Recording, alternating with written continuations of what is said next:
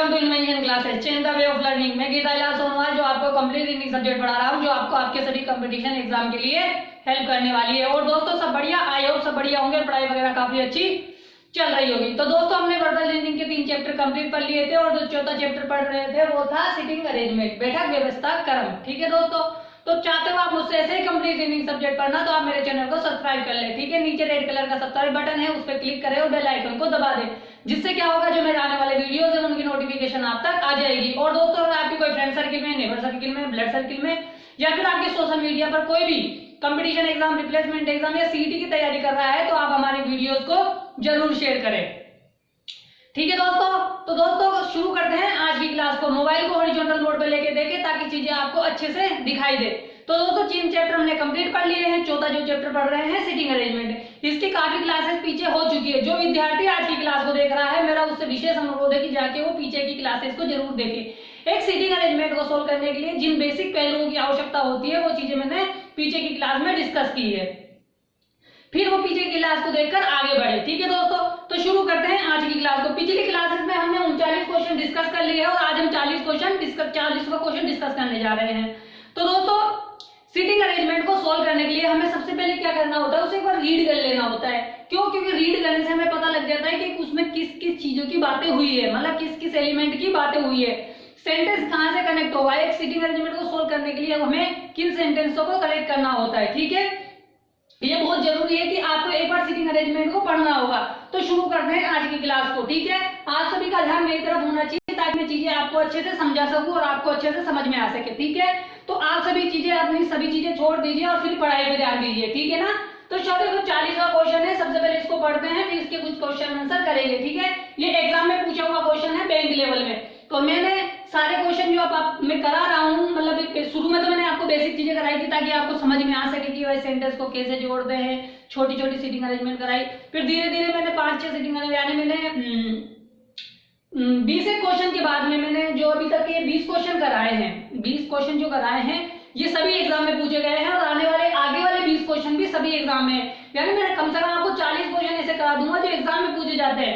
ठीक है, पूछे गए हैं और उन्हीं के आधार पर आपकी तैयारी पूरी हो जाएगी ताकि आपको पता लग जाएगा कि एग्जाम में किस तरह से क्वेश्चन पूछे जाते हैं। ठीक है दोस्तों, तो इसको सोल्व करते हैं। ठीक है ना, इस सिटिंग अरेंजमेंट को सोल्व करते हैं। देखो सबसे पहले क्या करना है, हमें एक बार पढ़ लेना है। देखो क्या बोल रहा है कि 9 मित्र है, ABCDEFG और I। ठीक है, 9 मित्र है, एक वर्ताकार मेज के इर्द गिर्द केंद्र की ओर मुख करके बैठे हैं, परंतु इसी आवश्यक नहीं इसी क्रम में 9 लोग है, एक केंद्र वाली मेज है, उसके चारों ओर केंद्र की तरफ मुंह करके बैठे हैं, परंतु आवश्यक नहीं इसी क्रम में। ठीक है, अब क्या बोल रहा है कि F के दाएं दूसरे स्थान पर D है, H E के बगल में बैठा है। ठीक है, E तथा A के बीच में 2 व्यक्ति बैठे हैं, C के बाएं दूसरे स्थान पर B है, D और C के बीच में 2 व्यक्ति बैठे हैं, न तो H और न ही E C के बगल में बैठे हैं, A के दाएं तीसरे स्थान पर G बैठा है, C तथा E के बगल में, E के बीच में केवल एक व्यक्ति बैठा है। ठीक है, ये छोटी सी पजल है लेकिन बहुत इंपॉर्टेंट है। ठीक है, और इसके अंदर हम 4-5 क्वेश्चन करेंगे जो एग्जाम में पूछे गए। तो दोस्तों सबसे पहले हमें क्या करना होता है, सिटिंग अरेंजमेंट को सोल्व करने के लिए हमें यह देखना होगा कि भाई सेंटेंस कहां से कनेक्टेड हो रहा है। देखो जब मैंने सेंटेंस को यहाँ पढ़ा कि F के दाएं दूसरे स्थान पर D है, यहाँ पे F और D की बात हो रही है। ठीक है, यहाँ पर H और E की बात हो रही है, यहाँ पे भी E और A की बात हो रही है, यहाँ पे E की बात हुई, यहाँ पे E की बात हो गई। मैं आगे बढ़ा, आगे C की बात हो रही है, फिर B की बात हो रही है। ठीक है, फिर आगे बढ़ा तो मैंने D और C की बात हो रही है। ठीक है, तो यहाँ पे D और C की बात हो रही थी, यहाँ पे D की बात हो रही थी और आगे यहाँ पे D C की बात हो रही थी। तो मैंने ये देख लिया कि भाई यहाँ पे जब मैंने शुरू में देखा तो F और D की बात हो रही है, जब मैं आगे चला तो D और C की बात हो रही है, यहाँ से D कनेक्ट मिल गया मुझे, फिर यहाँ से C मिला, C कनेक्ट मिल गया B से। ठीक है, फिर मैं आगे चला तो यहाँ से C कनेक्ट मिल गया, फिर मैं थोड़ा आगे चलता हूँ तो A और यहाँ से C और E के बीच में कोई व्यक्ति बैठा है, तो यहाँ ने मुझे पता लगा कि सिटिंग अरेंजमेंट की जो पहली पॉइंट है वहां से कनेक्टेड है, मगर वहां से कनेक्टेड हो गया, यहाँ पे बीच में सेंटेंस को तोड़ दिया गया है कि बीच में यहाँ से एक लाइन अलग से बोली गई है, उसके बाद सेंटेंस कनेक्ट हुआ है। तो मुझे क्या करना है, शुरू से ही लेना पड़ेगा। क्यों? क्योंकि भाई पहली लाइन को लेना पड़ेगा, फिर उसके बाद मुझे ये वाली लाइन लेनी पड़ेगी। ठीक है ना, यहाँ डी वाली। तो मुझे क्या करना है, पहली लाइन से शुरू करना है। ठीक है दोस्तों, ये चीजें आपको धीरे धीरे प्रैक्टिस करने पर आ जाएगी कि भाई कैसे सेंटेंस कनेक्ट होता है। भाई जैसे यहाँ एफ और डी की बात हो रही थी, आपको देखना पड़ेगा बारे में कोई बात हो रही है क्या, तो ऐसे आप कनेक्ट करना सीखोगे। ठीक है, तो अब देखो 9 लोग बैठे हुए हैं, अब 9 लोगों को बिठा देते हैं। 9 लोग बोल रहा है, ठीक है दोस्तों, तो 9 लोगों को बिठा देते हैं। ये लो 1 2 3 4 5 6 7 8 9। दोस्तों मैंने आपको हमेशा बताया है कि जब भी सीटिंग अरेंजमेंट अपने सर्किल में हो तो सबसे पहले लोगों को बिठा दो, यानी 8 लोगों को बिठा दो। इससे क्या होगा कि आपको सोल्व करने में आसानी होगी। जब एक सिंगल रो वाला या डबल रो वाला आता है उसमें कभी ना बिठाएं, क्यों, उसमें आपको समस्या हो सकती है। मगर सर्किल वाला हो, आयत वाला हो, वर्ग वाला हो, तो इसमें आप तुरंत बिठा दीजिए ताकि आप जल्दी से सोल्व कर सके। और जल्दी से 2 कंडीशन मान लीजिए हो सकता है तो, ठीक है ना। उसमें क्या होता है, फटाफट से हमें ज्यादा लोड लेने की आवश्यकता नहीं होती, दिमाग में ज्यादा जोर डालने की आवश्यकता नहीं होती है। अब देखो क्या बोल रहा है कि सभी का मुख केंद्र की तरफ है, ठीक है, ये बिंदु है, सभी का मुख केंद्र की तरफ है। अब क्या बोल रहा है कि F के बाएं दूसरे स्थान पर D है। अब मुझे पता है कि मैंने आपको हमेशा बताया कि मैं कहाँ करता हूँ, बीच में, यहाँ पर, इस जगह पर मानता हूँ हमेशा। क्यों, क्योंकि यहाँ से मेरे लिए चुनना आसान होता है। ये वाला मेरा दायां है, ये वाला मेरा बायां है, ठीक है। ये बात आपको मैं हमेशा क्लास में बताता हूँ। F के दाएं दूसरे स्थान पर D, मेरा मुंह अंदर की तरफ है, ठीक है, मेरा मुंह अंदर की तरफ है, तो मेरा दायां कौन सा है, ये वाला है। तो मेरे दाएं दूसरे स्थान पे कौन बैठा है, D, तो मेरा दायां दूसरा स्थान पे D कौन सा हो गया, ये, ठीक है। सभी का मुंह केंद्र की तरफ है, ठीक है ना, याद रखना। इसलिए मैंने एरो लगाया नहीं था, लेकिन कोई बात नहीं, फिर भी लगा देता हूँ। सभी का मुंह केंद्र की तरफ है, तो जो अपना राइट होगा ये इनका राइट होगा, जो इनका लेफ्ट होगा वो अपना लेफ्ट होगा, है ना। जो अपना लेफ्ट राइट है वो इनका लेफ्ट राइट है। अब आगे चलो, देखो पहले इस लाइन को मैंने छोड़ दिया, कहां तक, यहां तक छोड़ दिया। देखो यहां से क्या बात आ रही है, C के बाएं दूसरे स्थान पर B है, लेकिन C तो हमारे पास बैठा नहीं है। अब आगे एक बात बोले कि D तथा C के बीच में 2 व्यक्ति बैठे। देखो D यहाँ बैठा है, अब D और C के बीच में 2 व्यक्ति है, तो देखो 2 व्यक्ति इधर भी हो सकते हैं, 2 व्यक्ति इधर भी हो सकते हैं। तो मैंने क्या किया, मैंने 2 व्यक्ति इधर बिठा दिए, तो मैंने C को यहाँ बिठा दिया।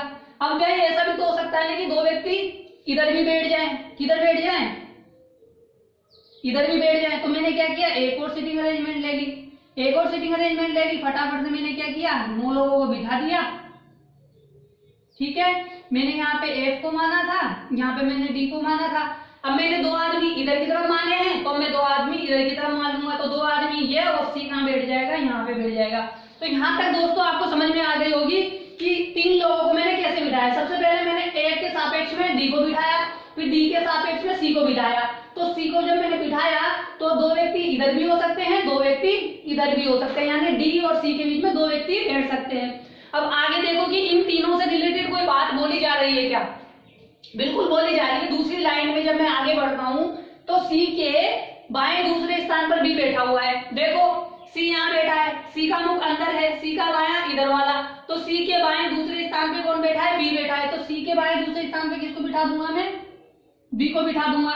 C यहाँ बैठा है, सबका मुख अंदर है, तो C का बायां इधर वाला, तो C के बाएं दूसरे स्थान पे कौन सा आ जाएगा, B आ जाएगा। ठीक है दोस्तों, आया समझ में,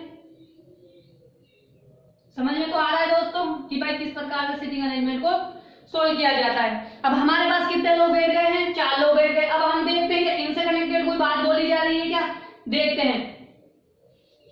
अब क्या बात बोल रहा है वो देखते हैं कि न तो H न ही E C के बगल में बैठे हैं, ठीक है। या फिर एक लाइन और ले लो कि C तथा E के बीच में केवल एक व्यक्ति बैठा है। देखो यहाँ पे बैठा है C, अब C और E के बीच में एक व्यक्ति लेना है। इधर जाता हूं तो मैं नहीं बैठ सकता, क्योंकि इधर अगर मैं E को बिठा दूं तो यहाँ पे तो ऑलरेडी B बैठा हुआ है, तो मैं किधर बिठा सकता हूँ, इधर बिठा सकता हूँ, किसको, E को।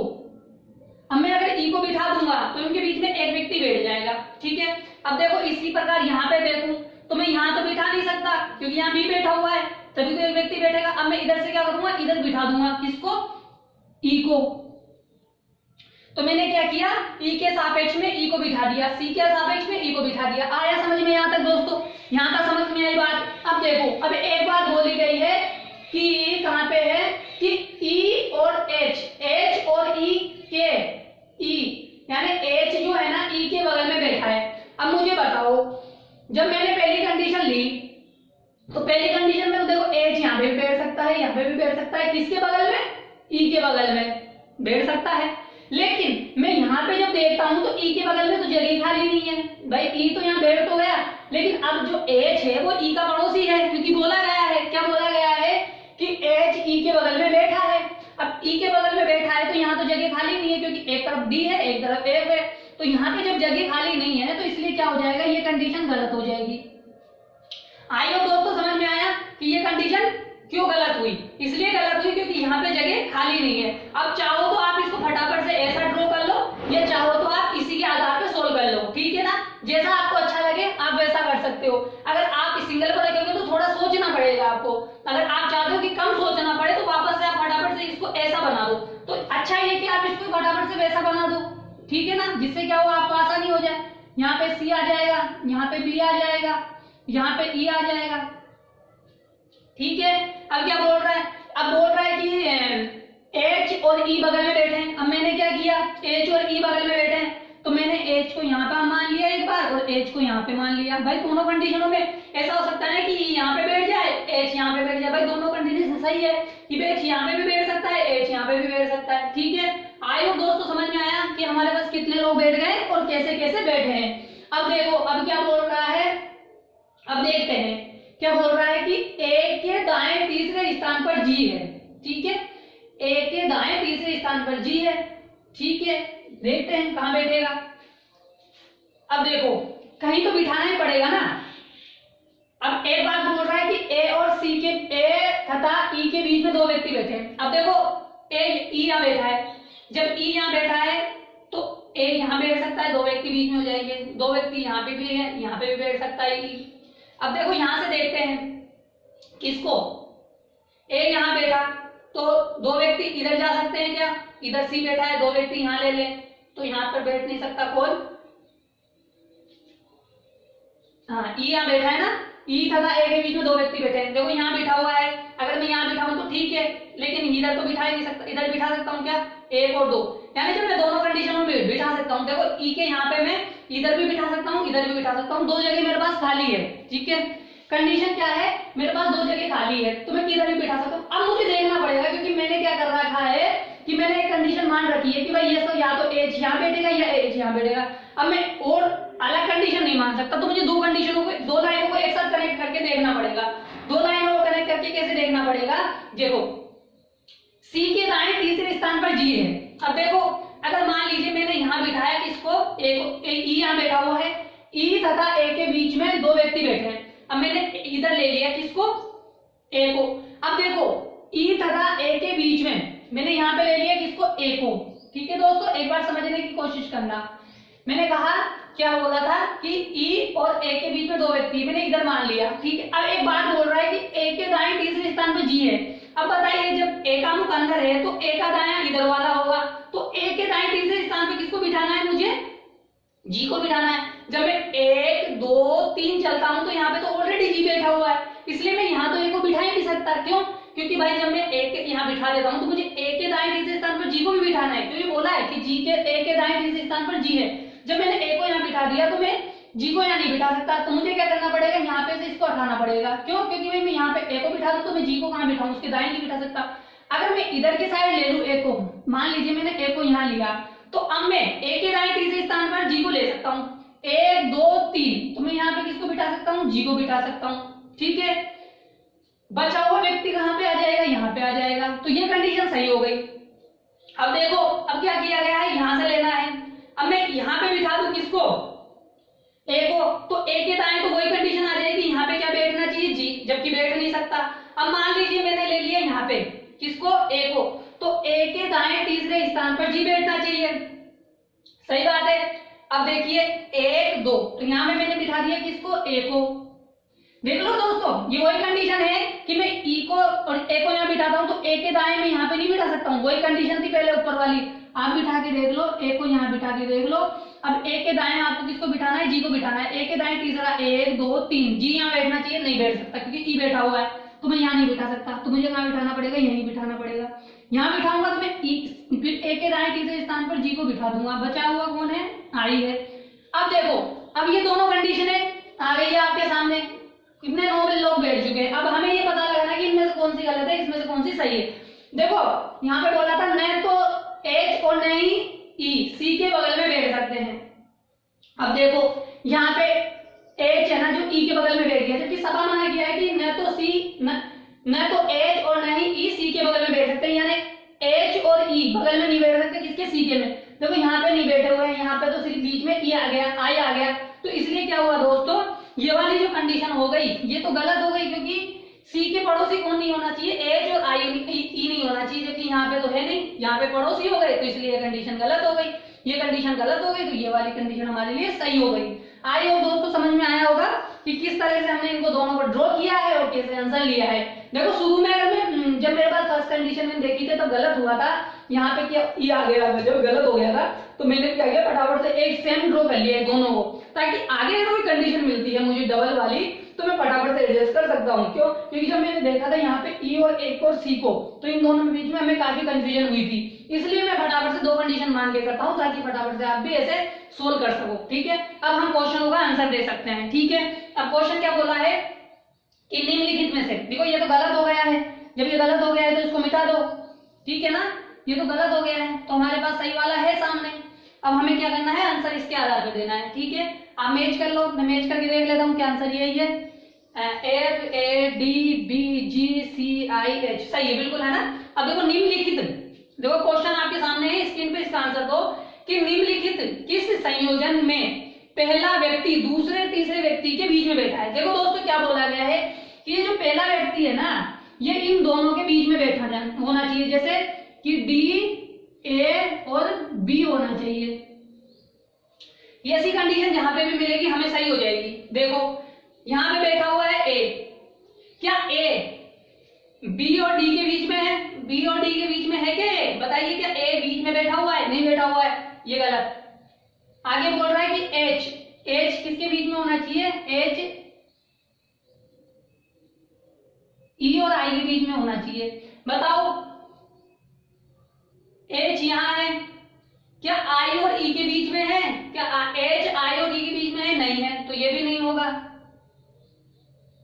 अब देखो एफ किसके बीच में होना चाहिए, आई और सी के बीच में होना चाहिए, देखो आई यहां है, ठीक है, और सी यहां है, क्या आई और सी के बीच में एफ है, देखो एफ तो यहां है, कहां बीच में है, इन दोनों के बीच में तो है ही नहीं, तो ये भी गलत हो गया।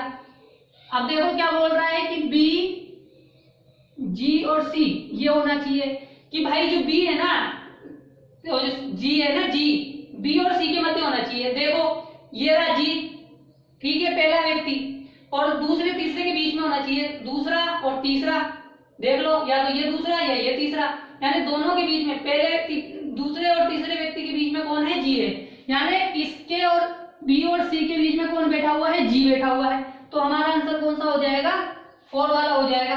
आगे वाला चेक कर लो, क्या एफ बी और डी के बीच में है, एफ बी और डी के बीच में है, नहीं है, क्योंकि इनके बीच में तो जगह खाली नहीं है, तो हमारा आंसर कौन सा हो जाएगा, 4 वाला हमारा आंसर हो जाएगा। क्यों, क्योंकि 4 वाला कंडीशन सही है, क्योंकि जी है ना बी और सी के बीच में बैठा है, जी बी और सी के बीच में बैठा है। ठीक है दोस्तों, आइए समझ में आया कि किस प्रकार से क्वेश्चन पूछे जाते हैं। ठीक है, आप स्क्रीनशॉट ले लें, फिर हम आगे वाला क्वेश्चन करते हैं। ठीक है दोस्तों, आप स्क्रीनशॉट ले लो।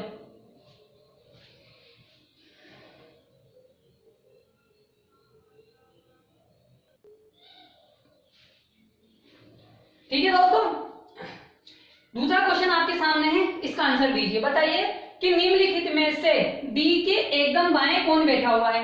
देखो डी यहाँ बैठा हुआ है, डी का मुख अंदर है, डी का बायां ये वाला है, तो डी के बाएं तुरंत पड़ोसी कौन है, डी के एकदम बाएं का मतलब होता है पड़ोसी, तो डी के एकदम बाएं कौन बैठा हुआ है, ए बैठा हुआ है, तो हमारा आंसर क्या हो जाएगा, ए हो जाएगा, सेकंड वाला। ठीक है, आई होप दोस्तों समझ में आया कि किस प्रकार से हमें आंसर देने होते हैं। बस एक बार आप सेटिंग अरेंजमेंट को सोल्व कर लोगे, ड्रॉ कर दोगे, तो आपके आंसर फटाफट सेकंड नहीं लगेगी, आप 5 सेकंड में भी आंसर दे सकते हो उसको फटाफट से, कि निम्नलिखित में से 10 सेकंड में भी आप इसका आंसर दे सकते हो ना। ठीक है, आप स्क्रीनशॉट ले लो, आगे वाला क्वेश्चन करते हैं। ठीक है,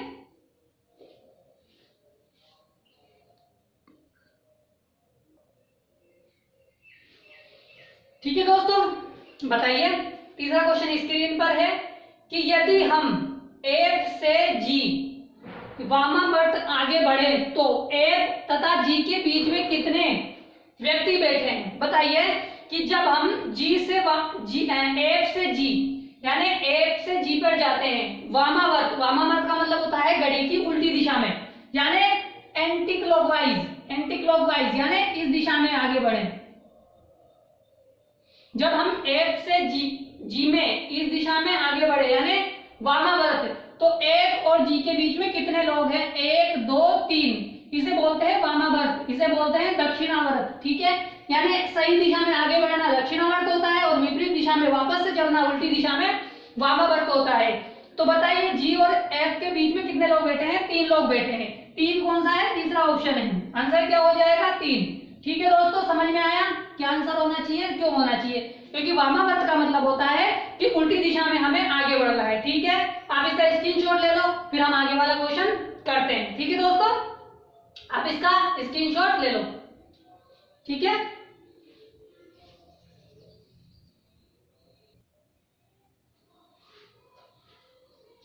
ठीक है दोस्तों, 4 क्वेश्चन आपके सामने है, इसका आंसर दीजिए कि निम्नलिखित में से कौन बी के बाएं 5वें स्थान पर बैठा है। बताइए कि बी के बाएं 5वें स्थान पर कौन बैठा है? बताइए, बी यहाँ बैठा है, बी का मुख अंदर है, बी का बाएं इधर वाला 5वां, 1 2 3 4 5, कौन सा? ई, तीसरा वाला।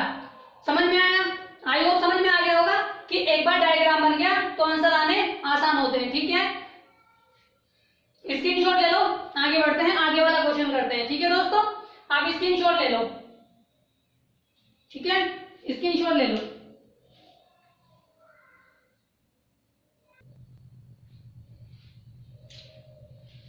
ठीक है दोस्तों, आखिरी क्वेश्चन है जो एग्जाम में पूछा गया है सीटिंग अरेंजमेंट पे, कि यदि ए से शुरू करके सभी व्यक्तियों को घड़ी की सुई की विपरीत दिशा में वर्ण अनुक्रम से बिठाया जाए तो कितने व्यक्तियों का स्थान ए को छोड़कर अपरिवर्तित रहेगा? बताइए कि भाई ऐसे शुरू करें घड़ी की विपरीत दिशा की ओर, है ना, घड़ी चलती है यूं, घड़ी से विपरीत यानी उल्टा वर्णानुक्रम पर चले तो सभी वर्ण अनुक्रमों में बिठाएं, यानी जैसे ए बी सी डी ई वर्ण के क्रम के अनुसार बिठाया जाए तो ए को छोड़कर कितनों का स्थान है परिवर्तित रहेगा? जैसे अब समझिए कैसे, जैसे मान लीजिए ए से बिठाना है, ठीक है, ए से बिठाना है और घड़ी की सुई की विपरीत दिशा की ओर, यानी घड़ी की सुई ऐसे चलती है, जब घड़ी चलती है सुई ऐसे चलती है, ऐसे घूमती है, हमें यूं चलना है, दक्षिण विपरीत दिशा में चलना है, वर्मावर्त दिशा में चलना है। तो A B C D E F G H I, यानी वर्ण अनुसार बिठाना है तो ए को छोड़कर कितने लोगों का स्थान अपरिवर्तित रहेगा? मतलब ए का स्थान तो बदलेगा नहीं क्योंकि ऐसे शुरू किया गया, तो अब हमें उसका पता लगाना है कि जिसका स्थान परिवर्तन हुआ है। देखो परिवर्तन नहीं हुआ है ना, तो डी के स्थान पे बी है, बी के स्थान पे सी है, जी के स्थान पे डी है, सी के स्थान पे ई है, ई के आई के स्थान पर एफ है, ई के स्थान पर जी है, एच के स्थान पर एच है, यानी एक है और एफ के स्थान पे आई है। मतलब एक ऐसा व्यक्ति है जिसका स्थान क्या हुआ है? अपरिवर्तित रहा। जैसे ए को छोड़कर, तो ए को तो छोड़ा जाएगा कि इसको तो नहीं गिना जाएगा, अब उसको गिना जाएगा जिसका स्थान है परिवर्तित रहा। किसका रहा? एच का, यानी एक व्यक्ति का रहा, तो आंसर क्या होगा? एक होगा। ठीक है, आयोग समझ में आया कि जब ए से शुरू करेंगे तो सभी के स्थान परिवर्तित हो जाएंगे सिवाय एच को छोड़ के। ठीक है दोस्तों, आयोग समझ में आ गया होगा कि किस प्रकार से आंसर देना होता है। ठीक है, तो आई होप आपको काफी अच्छे से समझ में आ रही होंगी सीटिंग अरेंजमेंट। तो आप चाहते हो मुझसे ऐसे ही कंप्लीट रीडिंग सब्जेक्ट पढ़ना, तो आप मेरे चैनल को सब्सक्राइब कर ले। ठीक है, नीचे रेड कलर का सब्सक्राइब बटन है, उस पर क्लिक करें और बेल आइकन को दबा दें, जिससे क्या होगा, जो मेरे आने वाले वीडियोस है उनकी नोटिफिकेशन आप तक आ जाएगी। और दोस्तों, अगर आपके फ्रेंड सर्किल में, नेबर सर्किल में, ब्लड सर्किल में या फिर आपके सोशल मीडिया पर कोई भी कंपटीशन एग्जाम, रिप्लेसमेंट एग्जाम या सीजीटी की तैयारी कर रहा है तो आप हमारे वीडियोस को शेयर जरूर करें। ठीक है दोस्तों, तो आज हमने 40 क्वेश्चन किए हैं। आने वाली क्लासेस में हम 15 क्वेश्चन और लगभग करेंगे, जिसमें आपको और अच्छे क्वेश्चन मिलेंगे जो कि एग्जाम लेवल में पूछे जाते हैं। ठीक है, तो कल मिलते हैं। 41वें क्वेश्चन के साथ। ठीक है दोस्तों, जब तक के लिए टाटा, गुड बाय।